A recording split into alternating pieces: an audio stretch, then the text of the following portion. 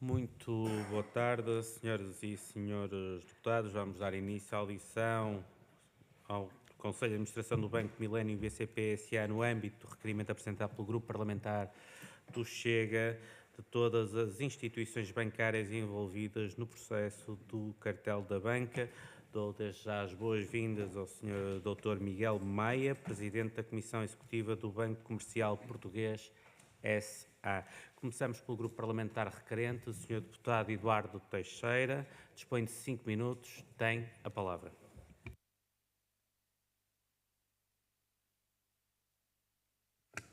Muito obrigado, Sr. Presidente. Queria cumprimentar todos, cumprimentar os seus deputados, cumprimentar o Sr. Dr.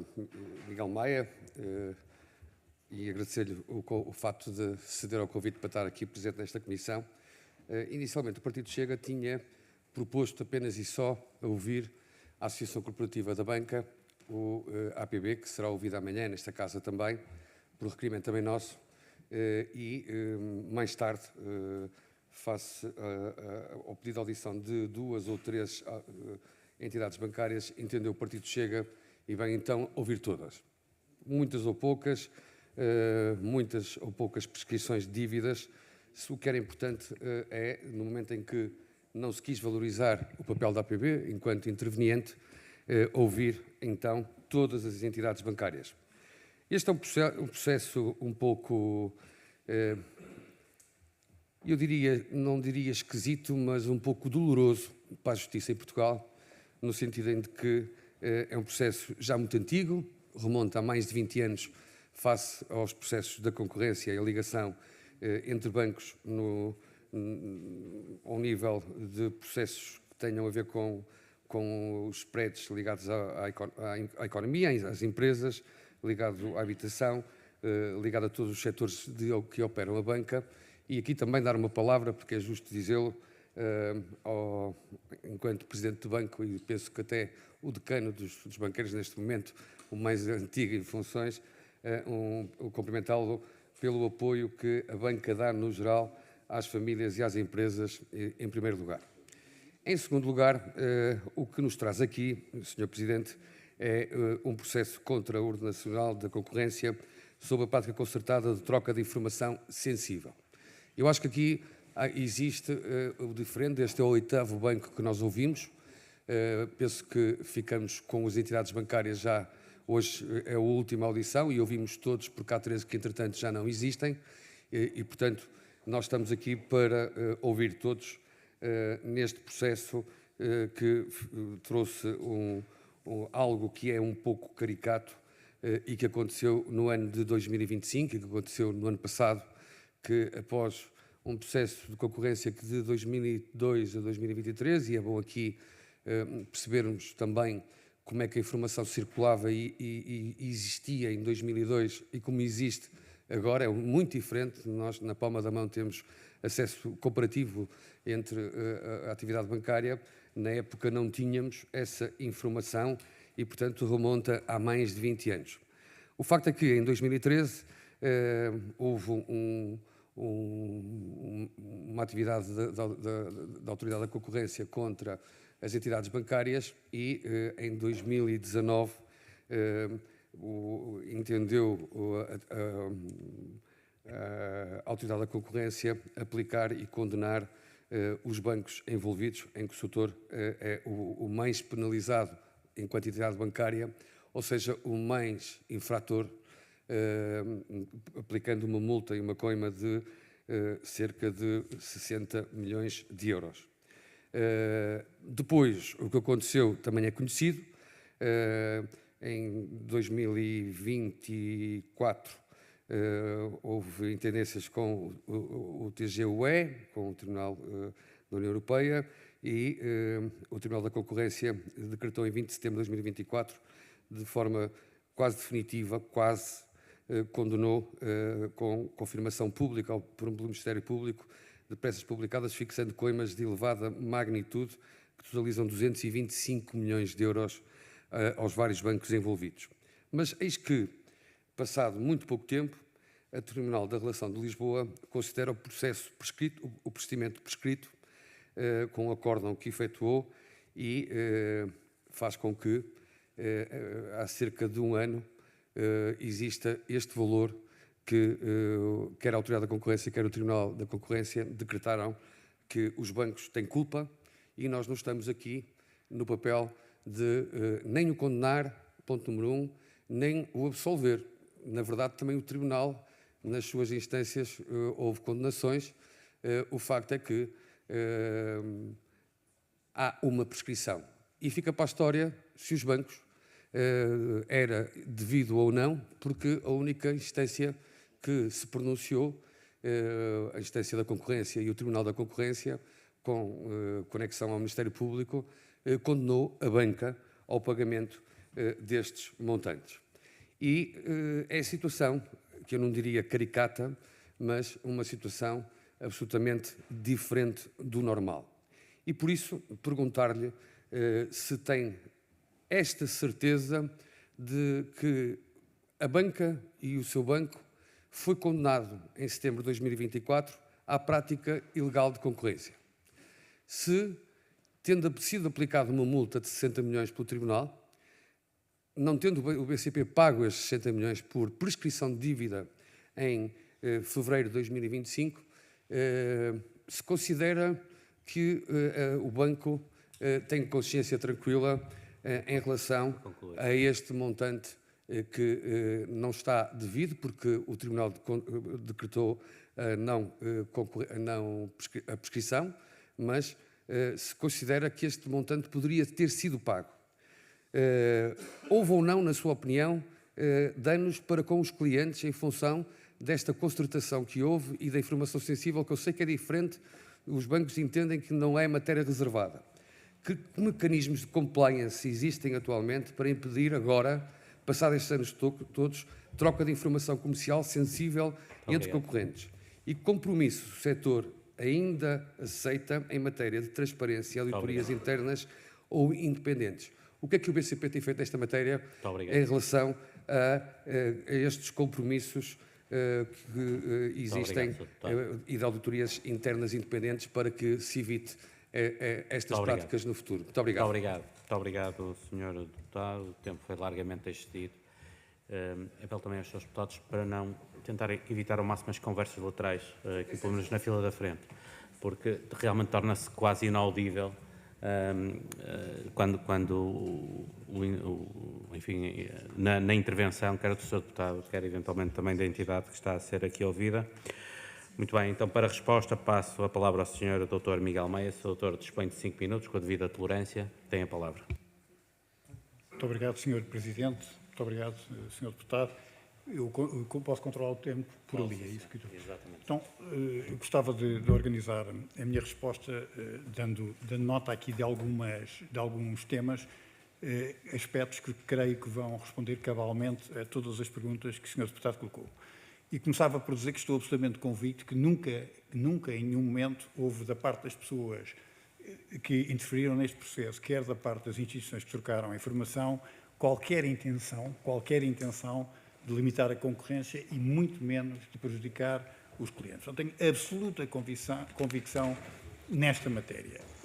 Aliás, eu gostava de dizer que, como sabemos, não houve em nenhum momento prova feita de que havia prejuízo para os clientes, portanto a condenação foi uma condenação por objeto e não uma condenação por se ter demonstrado em algum momento que daí resultaria qualquer perda, qualquer prejuízo para os clientes. E sobre isto, eu também trazia para aqui que a própria Comissão Europeia difundiu uma comunicação com orientações sobre a aplicação do artigo 101 do Tratado, que é um documento publicado no Jornal Oficial da União Europeia, de 14 de 1 de 2011, que diz, a propósito precisamente dos princípios gerais em apreciação, em termos de concorrência e do intercâmbio de informação, vou passar a citar. Os intercâmbios de informação constituem uma característica comum de muitos mercados concorrenciais que podem gerar diversos tipos de ganhos de eficiência e resolver problemas de assimetrias de informação, tornando os mercados mais eficientes. Por outro lado, as empresas podem melhorar a sua eficiência interna, realizando comparações com as melhores práticas dos seus concorrentes. Portanto, isto está claríssimo neste comunicado. Aliás, se me permite também, o próprio advogado-geral do Tribunal de Justiça da União Europeia, o Dr. Atanásios Rantos, nas suas conclusões salienta, e vou passar a citar, a particularidade do presente processo prende-se com o facto da Autoridade da Concorrência ter qualificado restrição da concorrência por objeto um intercâmbio de informações standalone sem ter constatado a existência de um cartel. Portanto, este tema está absolutamente claro sobre esta matéria. E aqui vale a pena ir buscar 3 momentos da vida do país e 3 momentos em que isso passou. Há um primeiro momento, que é o momento que eu diria que começa no princípio do século, mas para este efeito começa no ano de 2002, em que o que nós assistimos é uma forte redução dos spreads praticados pelos diversos concorrentes. Ou seja, até ao início da crise financeira, até à falência da Lehman Brothers e de toda a temática do subprime, o que nós assistimos é exatamente o contrário, é um aumento da concorrência com uma descida dos próprios preços. Eu não sei se o Sr. Deputado, se o Sr. Presidente me permite, que tenho aqui 5 conjuntos de slides e vou fazer referência a alguns destes slides. Posso pedir, só tenho 5 conjuntos de slides. Portanto, isto resulta claro que, num primeiro momento, o que nós temos é uma descida acentuada dos preços. Portanto, quando esta prática se inicia, e não vou fazer considerações sobre a prática, porque é evidente que, à luz do conhecimento atual, não se deveria fazer essa troca de informações. Mas também sobre essa matéria, e permitam-me aqui um parênteses, nós estamos a falar à data de 2002, 2013. Estamos a falar numa data em que a sensibilidade a matérias de direito à concorrência era ainda relativamente reduzida na própria sociedade portuguesa. Eu sou licenciado em gestão, nunca nos meus tempos foi dado matérias sobre a concorrência sequer por objeto. A Autoridade da Concorrência foi criada, foi constituída em 2003, portanto, 2003, e ainda este mês eu via um folheto de um curso da Faculdade de Direito da Universidade de Lisboa, do Instituto de Direito Económico, Financeiro e Fiscal, cujo teaser promocional era há áreas do direito e da gestão que deixaram de ser especialidade e passaram a ser competências base, nomeadamente a concorrência e a regulação. Portanto, o conhecimento que havia das pessoas relativamente à troca de informação não era um conhecimento com o conhecimento que temos à luz atual. E a minha profunda convicção é que as pessoas faziam esta troca de informação, em vez de ir aos sucursais a obter o preço e os spreads praticados, tinham os seus contactos nos bancos e pediam essa informação. Até porque parece-me pouco crível que alguém que quisesse omitir, esconder, fizesse uma troca de informação entre tanta gente e tanta gente com bancos que tinham cotas de mercado menores do que 1%. Quer dizer, se alguém tivesse o intuito de fazer qualquer tipo de concertação, nunca traria estes bancos para dentro e teria tido a preocupação de apagar esta informação. Nunca houve. Portanto, as pessoas estavam convencidas que o que estavam a fazer era, em vez de ir à sucursal à frente, tinham os seus contactos nos bancos e pediam a informação relativamente aos pressários. Como também já aqui foi dito, muitas vezes, ou a grande maioria das vezes, o que se dizia era que o pressário ia mudar no início da próxima semana. Ora, ninguém reage a isto, quer dizer, um banco não está depois no fim de semana a fazer as suas correções. Isto é um próprio processo que decorre com toda a naturalidade. Portanto, como eu estava a dizer, peço desculpa por este parênteses, houve 3 grandes momentos. Um momento que vai até à falência da Lehman Brothers, em que houve uma redução muito significativa dos spreads. Depois há um segundo momento, e esse momento começa exatamente com a falência da Lehman Brothers, com toda a questão seguida da própria situação financeira de Portugal, em que, de facto, as coisas mudam. Portanto, a partir entre 2008 e 2014, a altura que compreende o período da Troika, eu destacava também um conjunto de informação que me parece particularmente relevante. E a primeira pedia... Eu vejo o tempo, mas... deixo para a ronda a seguir. Mas gostava só de dar os factos relativamente a este segundo ponto de uma forma telegráfica. A produção do crédito à habitação em 2007 era 4,3 mil milhões de euros. Em 2012 era 203 milhões, 21 vezes menos. 21.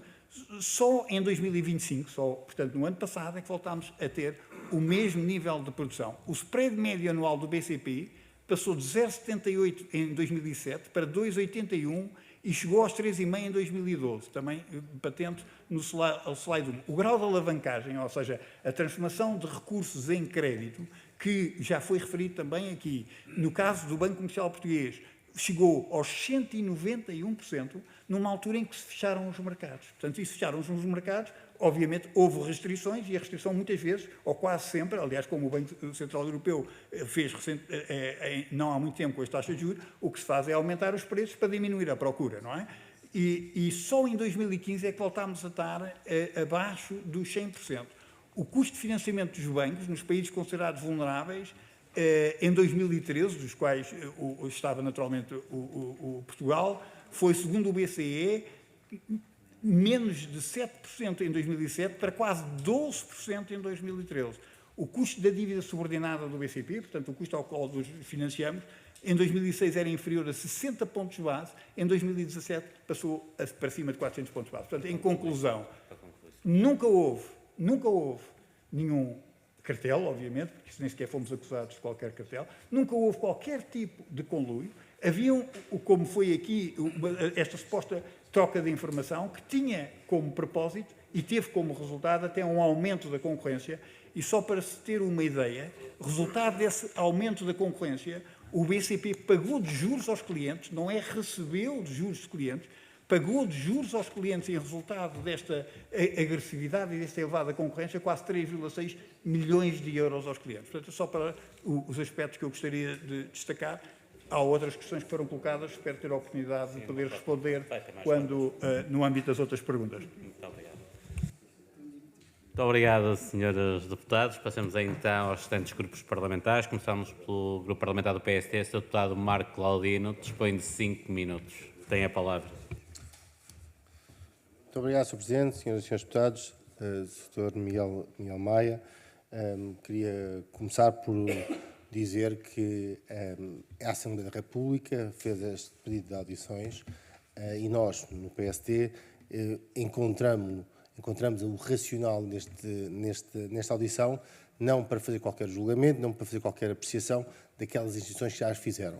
E por isso eu reporto-me factos, e os factos, alguns deles já foram aqui assumidos pelo Sr. Doutor, designadamente que houve uma troca de informação, que no entendimento do BCP não fere, não viola as regras da concorrência, mas fez referência ao advogado-geral, fez referência a uma comunicação, mas temos que fazer referência à Autoridade da Concorrência, ao Tribunal de Concorrência de Primeira Instância e ao próprio Tribunal de Justiça da União Europeia, que questionado, até por incentivo dos bancos, se aquela prática, se aquela troca de informação era ou não violadora por objeto da concorrência, respondeu afirmativamente. Aquela em específico não, mas qualquer uma que seja qualificada, eu reconheço isso, qualquer uma que seja qualificada pelos tribunais nacionais como troca sensível, pode ou não ser considerada e quero naturalmente, pelo rigor, também fazer esse ajuste. Mas quero também lhe dizer, com bastante lealdade, que nós encontramos alguns e-mails do BCP que, de alguma forma, não confirmam a narrativa da publicidade da informação. Eu vou-lhe dar alguns. 26 de setembro de 2007, Fernanda Martins envia um e-mail para Rosa Dias Coelho que diz só para si, a partir do dia 29. No dia 22 de janeiro, há uma troca de e-mails em que Fernanda Martins, mais uma vez, envia para Rosa Dias Coelho, e vou citar com o português que lá se encontra, pois eu aqui estou com novidades, em primeira mão e só para vocês. É assim que está escrito. Em 2012, há uma pergunta de Luís Malho do Espírito Santo, em que pede alguma informação, e mais uma vez Fernanda Martins do BCP diz: olá Luís, não temos essa informação. Já agora precisava saber se mexeram recentemente ou estão a pensar mexer nos prédios de contratos de habitação, de crédito de habitação. E o que o Luís Malho, surpreendido, diz: Fernanda, como não tem, vocês e o Santander trocam essa informação connosco, com um smile, um emoji. E, portanto, aquilo que lhe queria perguntar, porque há pouco afirmou que, à luz do que conhece hoje, esta troca não é admissível ou não é adequada, porque é que entende que não é adequada face àquilo que aconteceu há 10 anos, se para si não tinha esse desvalor que, juridicamente pelo menos, algumas entidades tiveram? Segunda questão, refere, e faço aqui uma chamada à colação de uma entrevista ou de declarações de Sr. Doutor, em que diz: parece-me o desfecho adequado, não sei se pelo caminho certo. Eu perguntava-lhe, e portanto creio que o caminho certo era a absolvição, no entendimento do BCP, e não a prescrição, porque é que litigaram tanto para que houvesse essa prescrição? Mesmo sendo de conhecimento oficioso, havia uma dúvida que não era de sumenos, que era a dúvida interpretativa que levou a que o Ministério Público, a primeira instância, e também um dos juízes desembargadores entendessem que não prescreveria naquela data. Teve vencimento com os 2 juízes que assinaram e subscreveram maioritariamente o acórdão. Mas se tinha tanta vontade de levar até ao fim, porque é que alegaram com tanta força e com tanta justificação, porque são vários recursos a fazer essa alegação, apesar de ser de conhecimento oficioso, repito, nesse sentido. Uma última questão que lhe queria colocar. Disse o seguinte: o que tínhamos de aprender, aprendemos. Hoje estamos mais robustos do que estávamos nesta matéria. Tivemos formação obrigatória sobre a concorrência. Há 10 anos, muitas coisas, muito poucas pessoas sabiam que eram restrições à concorrência. Eu assino por baixo esta sua vontade e esta sua iniciativa de assumir que há 10 anos, não havendo tanta informação, agora a interpretação minha, pudessem haver práticas que levassem a essa restrição. Mas parece-me contradizer aquilo que disse há pouco, em que referiu que aquelas práticas até eram benéficas para a concorrência. Então, se vai fazer uma formação para não haver práticas que, no final do dia, no seu entendimento, eram benéficas para a concorrência, devo dizer-lhe, alguma dificuldade em entender. Ultíssima questão. 60 milhões de euros seria a multa a pagar pelo BCP se não tivesse prescrito. No seu entender, colocaria em causa a sustentabilidade económica ou financeira do banco? É só, Sr. Presidente. Muito obrigado, Sr. Deputado. Passamos agora ao Grupo Parlamentar do Partido Socialista. O Sr. Deputado Carlos Pereira dispõe de 5 minutos, tem a palavra.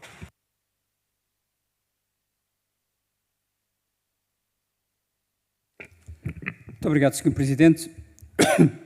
Queria cumprimentar o Dr. Miguel Maia em primeiro lugar.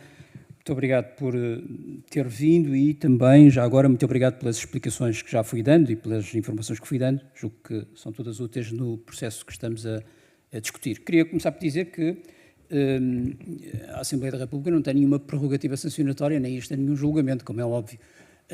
E diga assim a bom da verdade, para o Grupo Parlamentar do Partido Socialista não nos preocupa nesta fase aquilo que foi o julgamento passado. O que nos preocupa verdadeiramente agora é a garantia que o país tem um sistema bancário, tem bancos, um sistema bancário mais concorrencial, mais transparente e também mais ético.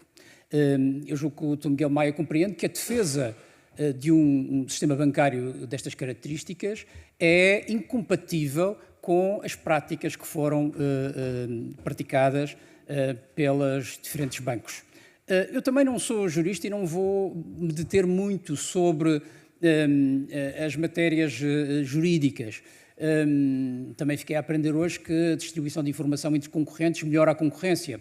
Eu sou economista, nunca aprendi isso na escola, julgo que também o Dr. Miguel Maia não, é gestor, com certeza que aprendeu aquilo que é a concorrência, que tipo de estrutura de mercado é que é, e naturalmente quando se distribui informação, ela não, entre concorrentes, ela não ajuda a concorrência, como é óbvio, parece-me uma coisa natural. Mas o Dr. Miguel Maia trouxe cá um argumento que é fê-lo através de uma espécie de análise histórica da banca, do estatuto da banca. Começou por falar da queda do Lehman Brothers e eu acho que isso é um bom dado para pegarmos todos. Porque uma das coisas que nos preocupa é, de facto, a imagem da banca perante os consumidores, perante os portugueses.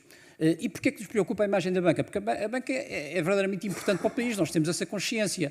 E temos tanto essa consciência que os governos deste país, em alturas difíceis em que o sistema bancário passou, tiveram a coragem, a ousadia, a determinação de salvar o sistema bancário. Estou a usar esta palavra salvar, até estou a pôr aspas, mas salvar o sistema bancário.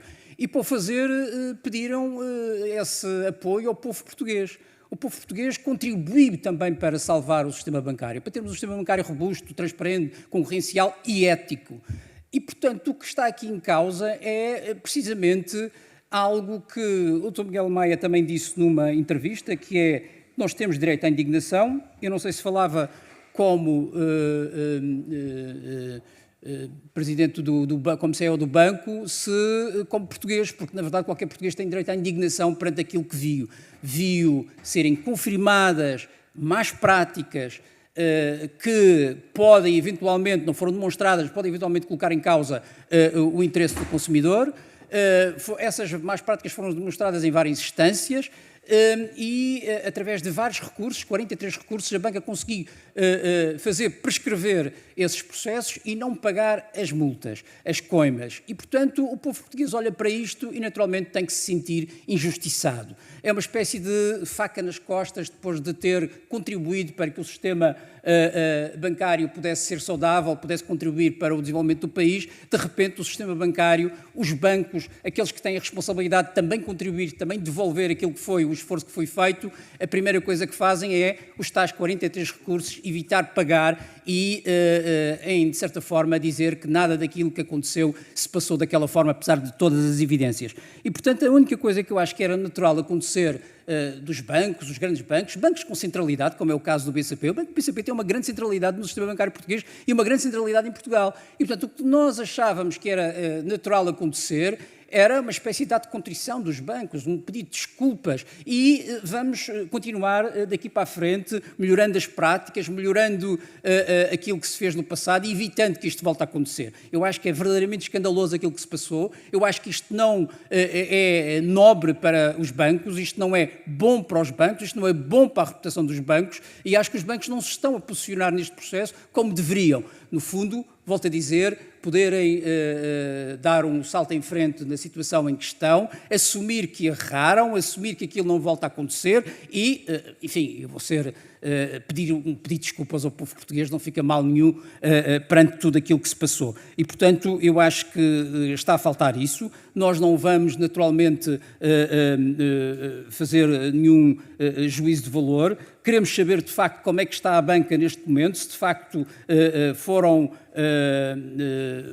de alguma maneira, foram tomadas lições na sequência disso, e tinha, de facto, algumas perguntas que queria fazer, que era, por exemplo, se as atuais administrações reconhecem que as práticas confirmadas pelo Tribunal da Concorrência foram incompatíveis com a concorrência. Pronto, o Soutor já disse que não acha, mas, enfim, eu acho que deveria pensar um bocadinho melhor nisso, que as responsabilidades internas foram apuradas, se é que foram apuradas, que alterações concretas foram introduzidas, códigos de conduta, também dos mecanismos de compliance, por exemplo, se existem mecanismos de prevenção para evitar troca de informação hoje em dia, se isso está completamente assegurado e se os portugueses podem estar seguros que isso não volta a acontecer daqui para a frente. E se é fornecida formação obrigatória aos quadros do banco sobre direitos de concorrência, precisamente para evitar estas práticas. Portanto, são perguntas que, de alguma forma, traduzem aquilo que são a nossa preocupação. A nossa preocupação é que o sistema bancário seja concorrencial, seja transparente, seja ético e, de alguma maneira, se tenha aprendido alguma coisa com isto. E ficaríamos muito satisfeitos,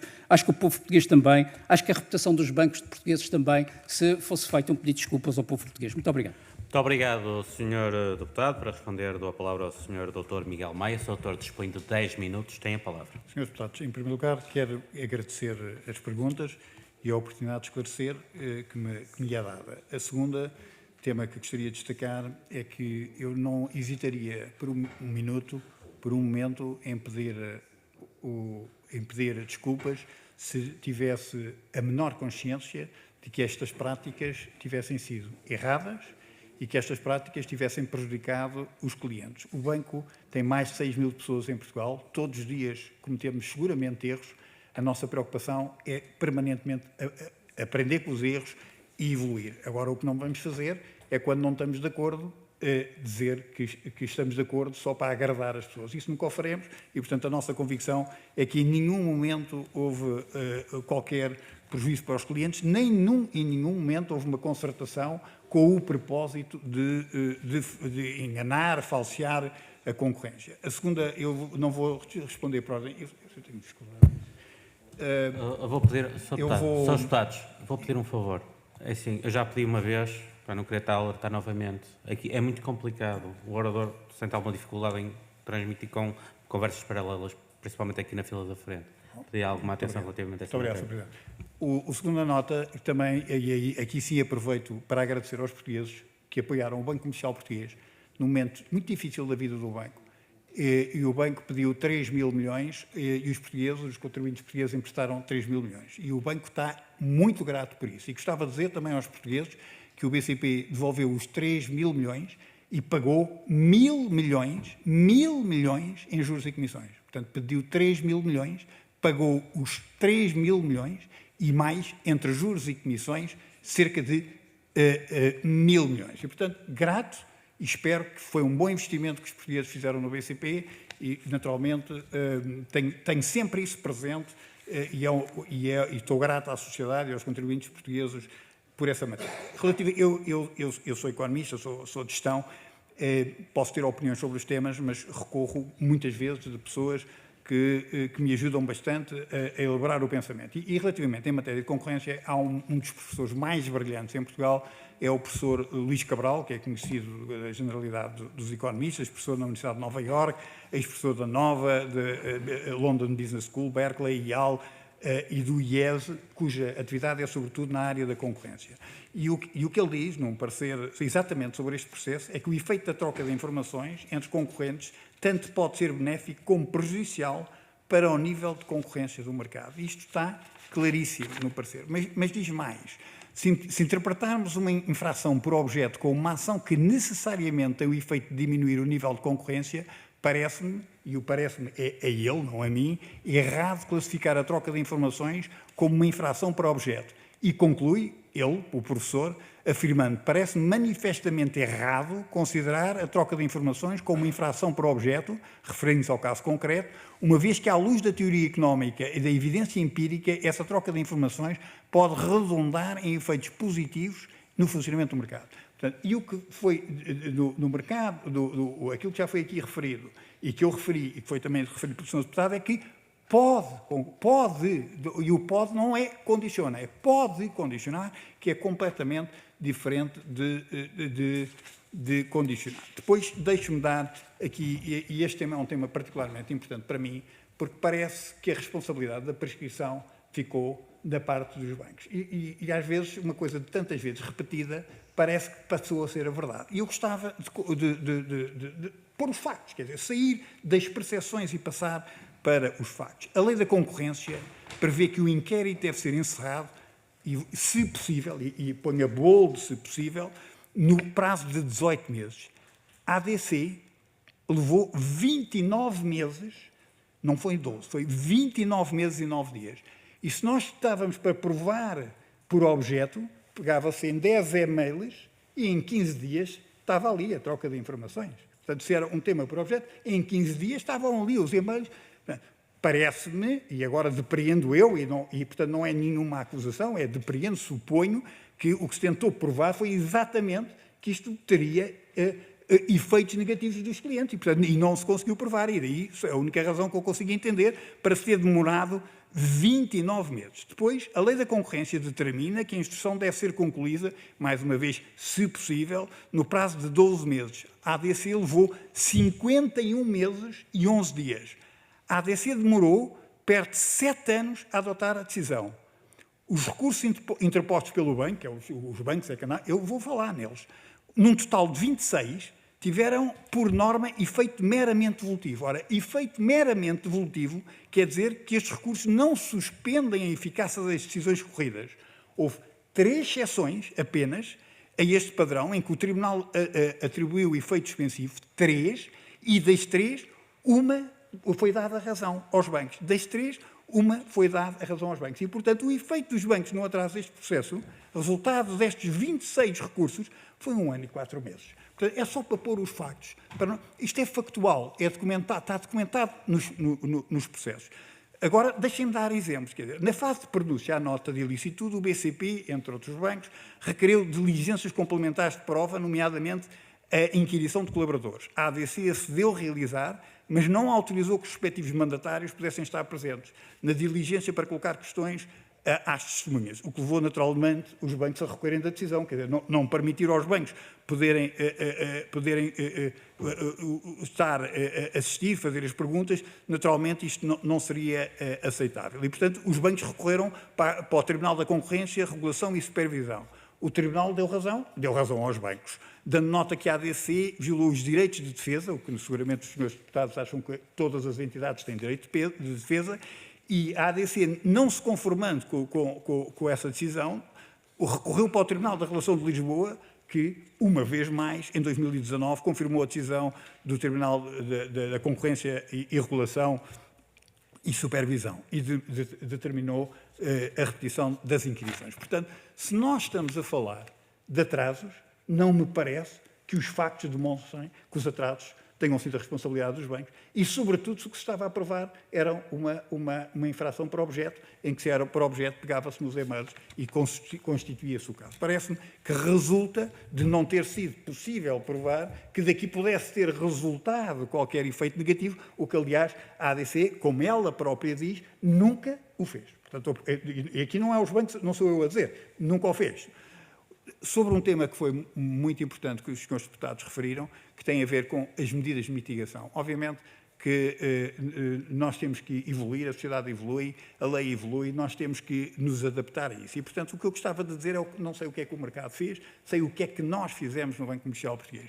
Portanto, foi ministrado um curso de Direito da Concorrência, logo em fevereiro de 2020, obrigatória para administradores e executivos, diretores coordenadores do banco, trabalhadores das direções de marketing e de comunicação. Mais tarde, logo de seguida, alargada a todos os trabalhadores do banco e já formámos mais de 6.306 pessoas em matéria da concorrência. Portanto, isto ficou-se muito claro. Também transmiti orientações à direção da auditoria, que no âmbito das auditorias que faz, procure elaborar e apurar-se nas diversas áreas. Há carências do ponto de vista da formação nestas áreas, para ter a certeza que as pessoas hoje estão qualificadas e conhecem o que é que são as melhores práticas em termos de concorrência. E naturalmente, alterámos também o Código de Conduta do Banco, que passou a conter disposições específicas sobre o direito da concorrência e também responsabilidade disciplinar pela eventual observância. E deixem-me salientar um bom exemplo daquilo que também é feito e foi feito pela Autoridade da Concorrência. Em 2024, a Autoridade da Concorrência fez uma comunicação muitíssimo bem feita, na minha opinião, que, sob acordos de não contratação, a ADC difundiu um guia de boas práticas na prevenção de acordos anticoncorrenciais nos mercados de trabalho e, imediatamente, ou seja, em outubro de 2024, no BCP, as áreas que estão, quer de recursos humanos, quer de compras, foram instruídas, não só para estudar estes aspectos, mas para ter a certeza que o BCP adoptava aquilo que eram as boas recomendações. Portanto, havendo indicação de que alguma prática não estava correta, o que se podem contar com o sistema financeiro, como demos múltiplos exemplos ao longo das últimas décadas, nomeadamente quando foi o tema do Covid, o tema das moratórias, é que os nossos interesses estão alinhados com os interesses da sociedade. O BCP nunca poderá ser um banco forte, um banco respeitável, um banco que merece a sua razão de existência, se não estiver alinhado com os interesses da sociedade. E, portanto, a nossa preocupação, que estabelecemos relações que não é uma relação de um negócio, são relações continuadas no tempo, é exatamente criar condições para que não haja que haja os clientes satisfeitos. Aliás, sobre este processo em concreto, permita-me também dizer que o BCP, até à primeira sentença, não tinha uma única reclamação dos clientes. Uma única reclamação dos clientes. Portanto, não tinha duas. É que não tinha uma única reclamação dos clientes. Portanto, dito isto, é muito difícil aceitar e poderem concluir que o banco não estava no seu direito, ou que estava a afrontar a sociedade, ou que estava a ter um comportamento que não fosse correto para com a sociedade portuguesa. Porque isso eu nunca permitiria, enquanto CEO do Banco Comercial Português, que o banco tivesse um caminho que fosse desequilibrado dessa forma. Portanto, creio que respondi a quase todas as questões, ou a todas as questões, pelo menos aquelas que tenho notas. Há aqui um tema que me é referido, que eu disse que desfecho adequado, não sei se pelo caminho certo. Eu gostava que se ouvisse o que é que eu disse, porque eu considero que o desfecho foi adequado, mas não sei se disse, não sei. O caminho, eu preferia sinceramente que o caminho fosse outro. E, portanto, o caminho era um julgamento em que se tivesse, de facto, tentado demonstrar que daqui resultou prejuízo para os clientes, e se tivesse conseguido demonstrar que havia prejuízo para os clientes, tal como já tive a oportunidade de fazer no passado, e quando o BCP, lá muito mais atrás, teve um processo por causa da comercialização de produtos financeiros, foi o primeiro caso, e fui eu que liderei esse processo, em que, junto da CMVM, criámos um mecanismo de mediação. Portanto, o comportamento do BCP, nesta matéria, procura ser exemplar, e daí os elevadíssimos níveis de satisfação que os clientes do Banco Comercial Português têm relativamente aos serviços do banco, à gestão do banco e ao nosso compromisso com a sociedade. Muito obrigado pelos esclarecimentos prestados. Passamos então à segunda ronda. Questiono o Sr. Deputado Eduardo Teixeira, o Sr. Deputado Marco Claudino, portanto, da parte do Sr. Deputado Carlos Pereira e do Sr. Deputado Carneiro. Muito bem, então vamos começar pelo Sr. Deputado Eduardo Teixeira. O Sr. Deputado dispõe de 2 minutos. Tem a palavra.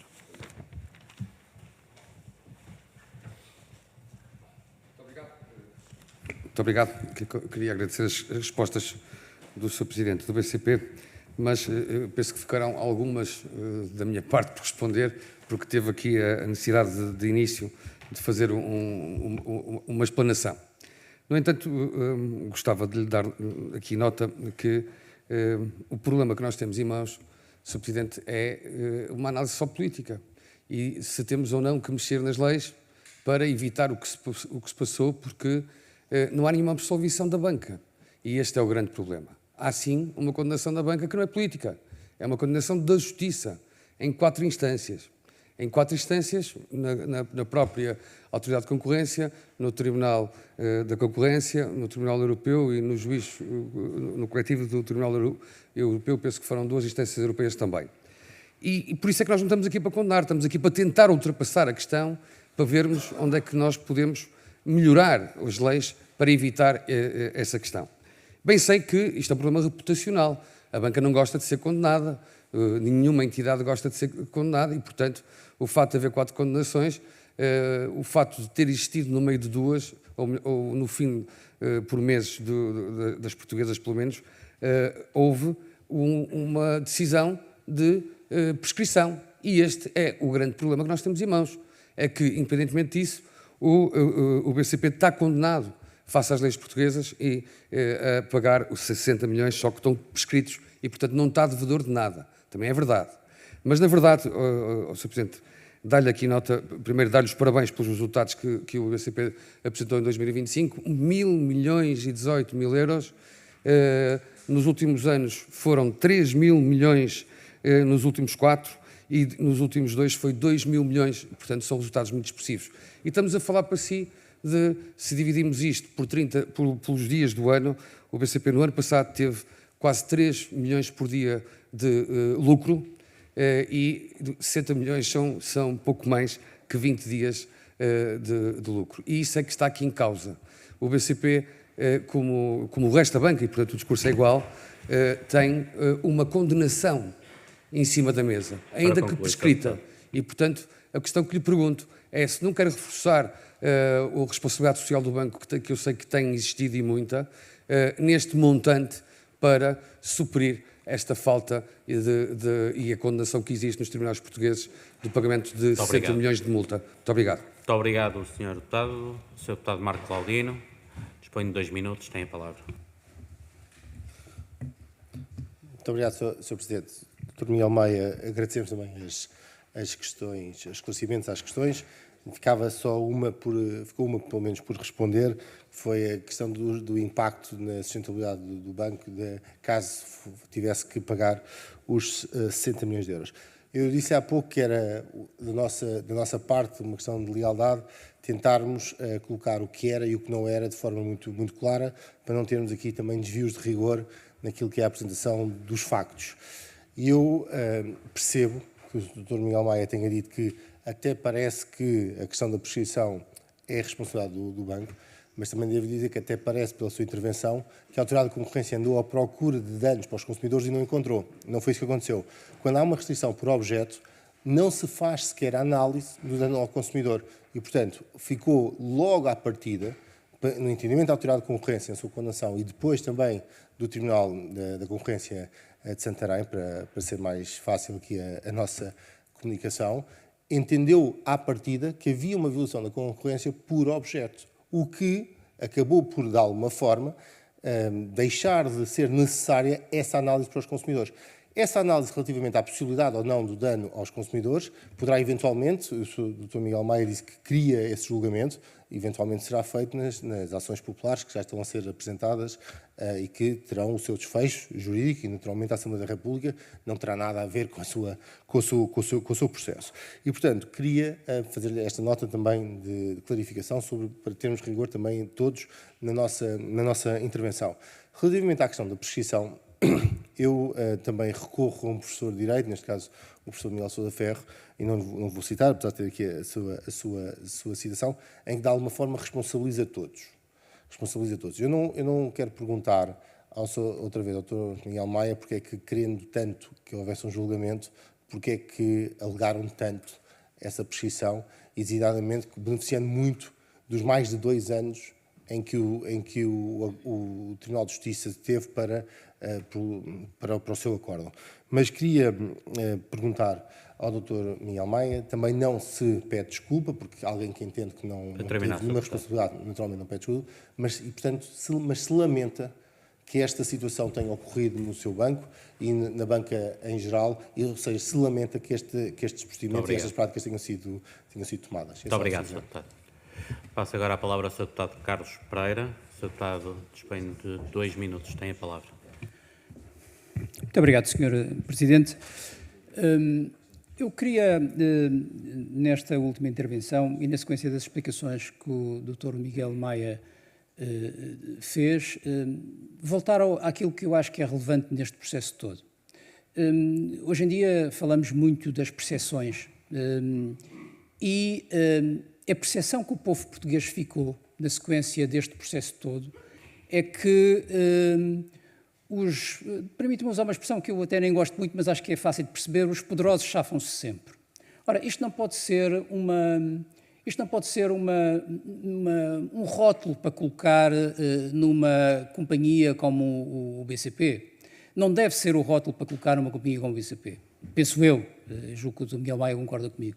E nós que andamos aqui ao longo dos anos a defender uma banca credível, porque ela é fundamental para o desenvolvimento do país, porque ela é fundamental para os portugueses, nós gostaríamos muito de ver que essa banca credível, que tem um rótulo de qualidade, de bom comportamento, também permitam-me dizer assim, sem ser ofensivo naturalmente, que ela é refletida para o exterior e para os portugueses em situações desta natureza. E, portanto, a nossa preocupação, e eu não vou me alongar sobre os processos de prescrição jurídicos, o que é que se passou, o que não se passou. Aliás, o Dr. Miguel Maia concordou que houve uma infração para objeto. Nós sabemos todos que a infração para objeto significa que ficou demonstrado que os consumidores ficaram prejudicados. Mas a infração para objeto é uma infração. E ela ficou confirmada que é uma infração. E, portanto, nessa perspectiva, eu confesso que não consigo entender a estratégia da banca, e já agora em particular do PCP, que habituamos a ver como uma empresa competitiva, capaz, honrada. Não consigo perceber em, para já, limitar a litigância que fez sobre este processo e, por outro lado, não ter uma postura para com os cidadãos portugueses de muito mais nobreza, garantindo que os cidadãos ficam mais confiantes no setor, mais confiantes na banca e, em particular, mais confiantes no BCP. Eu acho que isto é uma falha estratégica do banco. Eu não vou referir 60 milhões de euros, não é uma coisa menor, naturalmente, mas acho que isto é uma falha na reputação do banco, para a reputação do banco e pode ter consequências para o banco e para a sua credibilidade. Do nosso ponto de vista, não me parece ser uma boa estratégia. Muito obrigado, Sr. Deputado. Passo a palavra ao Sr. Deputado Hugo Carneiro. O Sr. Deputado dispõe de 2 minutos. Tem a palavra.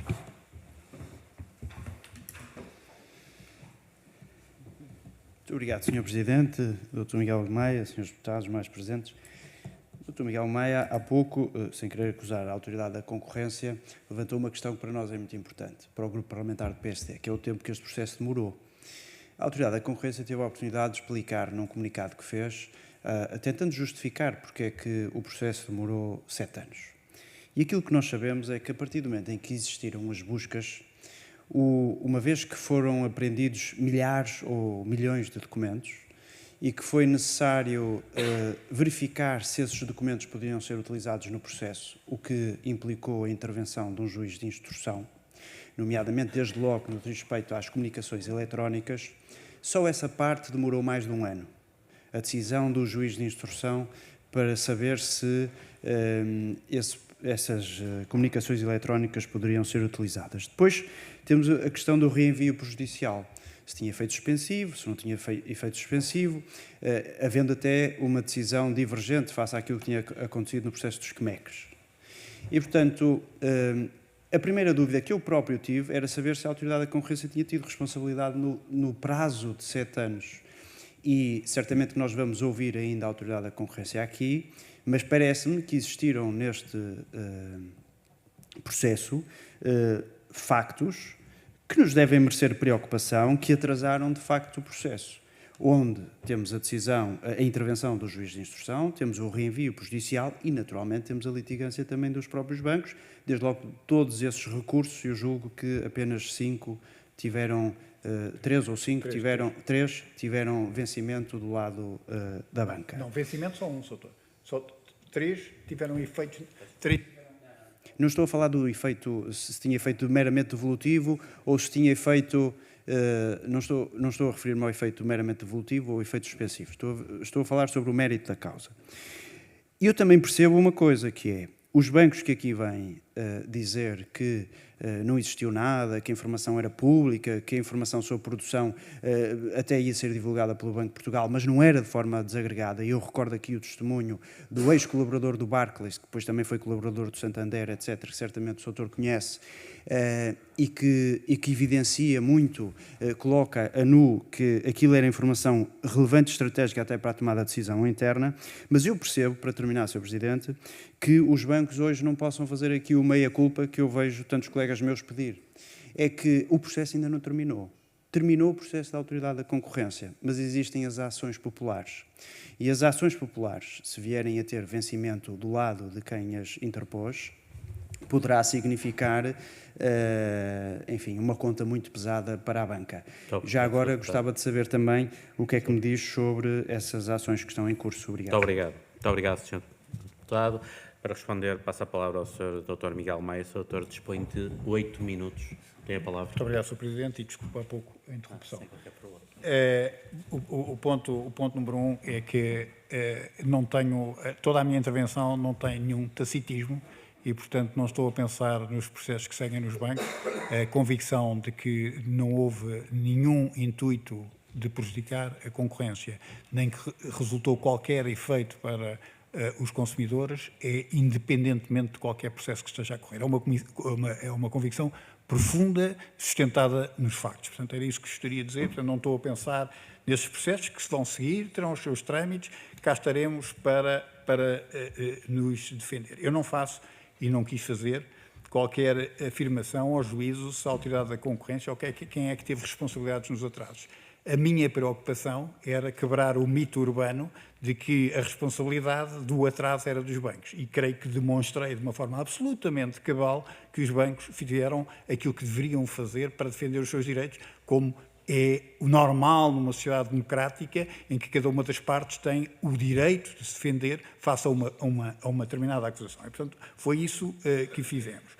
Houve milhares de documentos, como o Sr. Deputado disse, mas se era para provar que era uma infração por objeto com base em troca de informação, se calhar bastavam 15 e-mails ou 12 e-mails e não precisavam de toda essa informação. Portanto, eu tenho pelo menos a convicção de que o parte do atraso foi porque se procurou provar e que era o que deveria ter feito, que daí tinha resultado algum prejuízo para os clientes, o que não aconteceu de todos. Eu peço para fazer uma correção, eu em nenhum momento disse que concordei que houve uma infração por objeto. Portanto, pode-se ouvir outra vez a audição do princípio ao fim. Aliás, tive o cuidado de destacar os pareceres do próprio professor Luís Cabral e do advogado-geral do processo no Tribunal de Justiça da União Europeia, em que dizem que cabe, que pode constituir, é o que diz o advogado-geral, pode constituir, cabendo aos tribunais nacionais, demonstrar que constituiu. Portanto, e eu não tenho nenhuma evidência que tenha constituído. Sr. Deputado Carlos Pereira, deixe-me dar uma nota. O tema das percepções é um tema particularmente importante, mas há uma coisa que eu me recuso a fazer, que é alimentar a percepção. Ou seja, a nossa obrigação, a minha obrigação como cidadão, a minha obrigação enquanto CEO do Banco Comercial Português, não é dar razão às minorias ruidosas ou às percepções que se criem. A minha obrigação, é o que procurei fazer aqui, é factualmente, mesmo que toda a gente esteja convicta de uma coisa, se essa coisa não for verdade, a minha obrigação como cidadão é procurar demonstrar que não é verdade. E, portanto, não é pelo facto de poder haver uma percepção em muitas pessoas que os bancos não fizeram bem, que eu vou passar a dizer, então os bancos não fizeram bem. Eu direi que os bancos não fizeram bem e comecei a minha intervenção a dizer que há muitas coisas que não fazemos bem, somos pessoas, todos nós temos falhas, todos os dias cometemos erros e todos os dias procuramos aprender com os erros e criar mecanismos que nos impeçam de repetir as falhas. Mas somos humanos, todos, portanto, pode haver falhas e portanto, tenho a clara consciência disso. Agora, nunca vou alinhar pela percepção. Nunca contem comigo para ir atrás do fluxo e não atrás da verdade ou daquilo que é as nossas condições.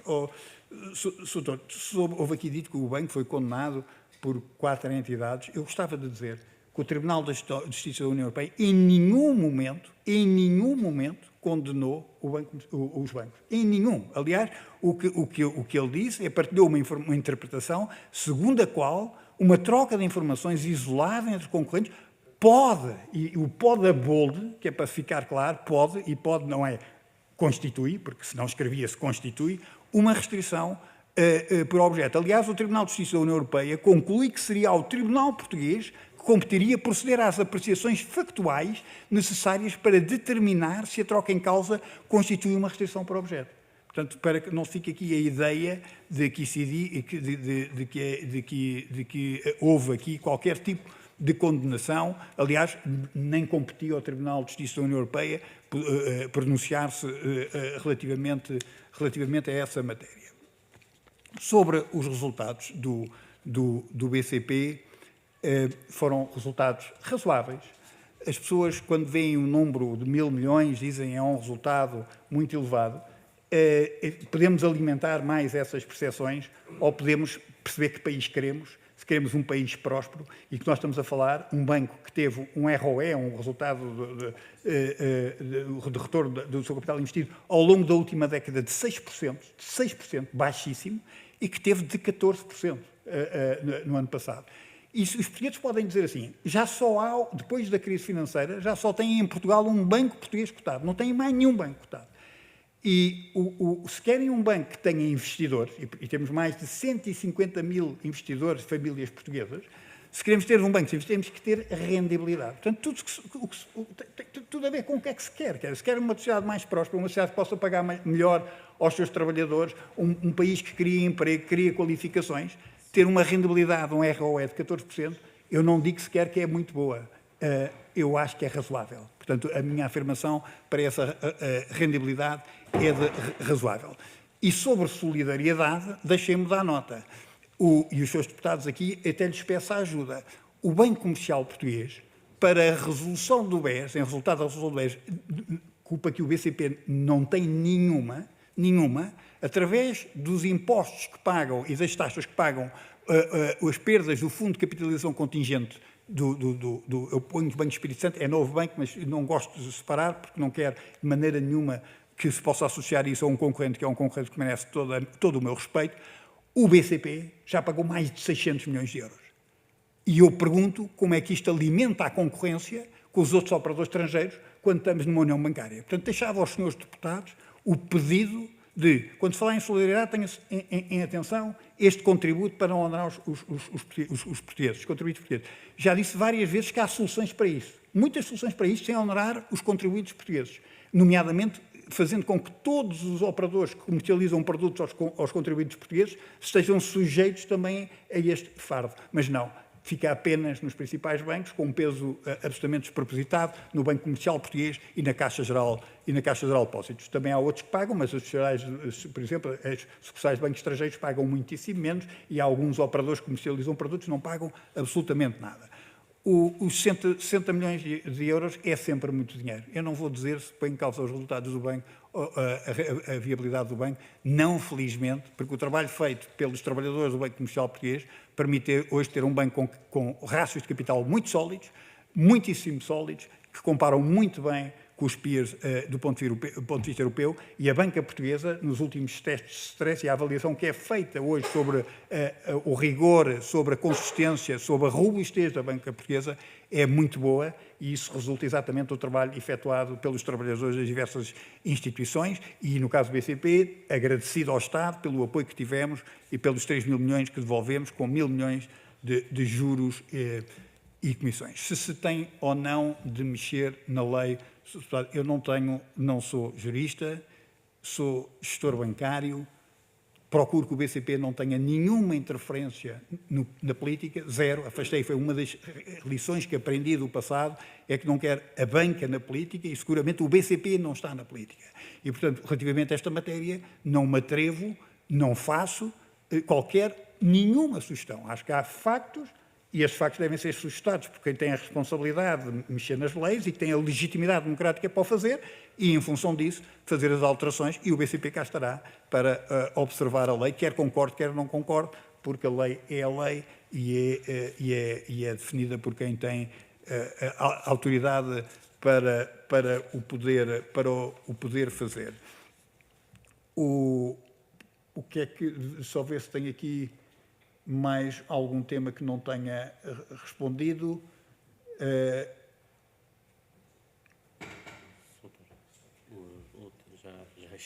Então, não estava a ver, porque eu não gosto de deixar perguntas e seguramente, não, com intenção, creio que respondi a todos os senhores deputados. Volto a dizer, a minha profunda convicção é que o Banco Comercial Português é um banco que está ao serviço da sociedade portuguesa, que a nossa convicção neste processo é, reitero, nunca houve por parte de qualquer colaborador do banco qualquer intenção de falsear a concorrência e nunca houve qualquer prejuízo para os clientes. Gostava de deixar isso claro, sendo minha profunda convicção. E, portanto, o BCP está ao serviço da sociedade portuguesa e podem contar com o BCP.